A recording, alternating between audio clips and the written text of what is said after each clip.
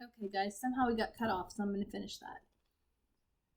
Okay, so he said, "And so you seek the red roses," said Rubald. "I seek a way to save Granny," I said. "We tried the wine well, but that went all wrong. Goldie drank the wine and lost a bit of her memory, you see." "Borland!" shouted Rumelda. "Did you send these girls to the wine well on purpose?" Borland looked away from his mother, face flushed. "You naughty little dwarf, you know what would happen if they drank it." "So," he said, "they took me by the beard. And that's your own fault for going above ground. Now you apologize this instant." She grabbed him by the beard herself and set him down before me. Borland glared at his feet in defense.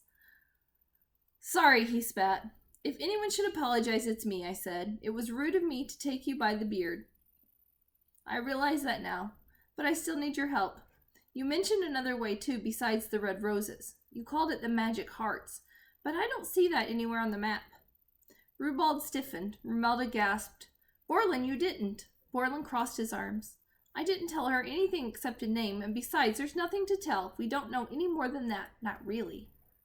"I don't understand," I said. "Do the hearts exist?" "Oh, yes," said Rubald.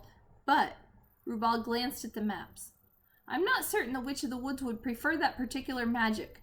What do you think, Borland? You met her." Borland's eyes narrowed at Rubald. "What do you mean? You don't mean Granny?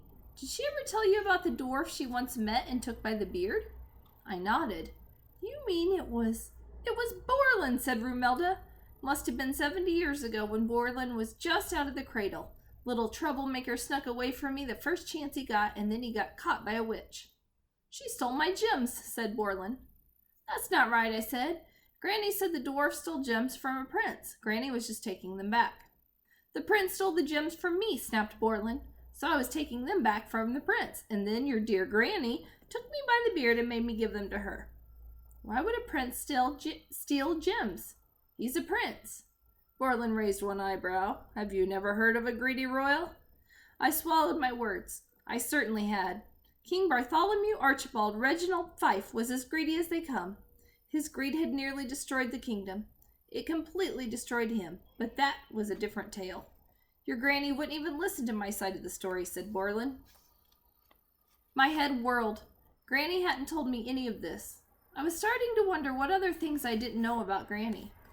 "I'm sorry my grandma caused so much trouble for you. I'm sorry I caused so much trouble." Borland gave a grunt that sounded like an acceptance of my apology. "Now, what of the magic hearts? Can you tell me anything?" Rubald and Rumelda shared a look. "We've only heard rumors, so we know nothing for sure. Only those who have actually used the magic would know." "It's Borland's bedtime," said Rumelda, clearly ready to end the conversation. "You've had far too much excitement for one day." Borland grumbled and yawned at the same time. Wolf was curled up near the fire, and Goldie was snoring in Borland's bed. Rumelda placed a slab of rock at the side of her bed for Borland, then tucked him in among flat stones as though they were fluffy pillows. She sang him a lullaby about a girl who cut through 10 miles of stone to find a single ruby and then lived 10,000 years. Borland fell asleep with a peaceful smile on his face. Rubald and I sat in silence for a while as Rumelda went about readying herself for bed. Eventually, she spoke in a thoughtful voice. "Death can be a hard thing, even for dwarves," said Rubald. "When a young dwarf dies, even at 100 years, we mourn greatly." He looked at Borland as he spoke, and sighed. "I suppose I can empathize with your quest. Though we dwarves have a saying, 'Let the rocks fall where they may.' It means sometimes we must allow things to happen as they will. And sometimes we have to fix things," I said. "Sometimes we have to stop bad things from happening." "We are both right," said Rubald. "The true wisdom lies in knowing what we can fix and what we must let go." I didn't have the energy to respond. All I knew was that I couldn't give up. Granny wasn't a rock that I could toss aside. She was a precious gem to me, like a ruby to a dwarf, one that I needed very badly. I laid down next to Wolf and curled my head in the crook of his stomach. He placed a paw on my shoulder. "Good night, Wolf," I whispered. Wolf's ears twitched a little, and I felt his contentment. It washed through me, loosened all the knots inside my head, and I fell into a soft, restful slumber.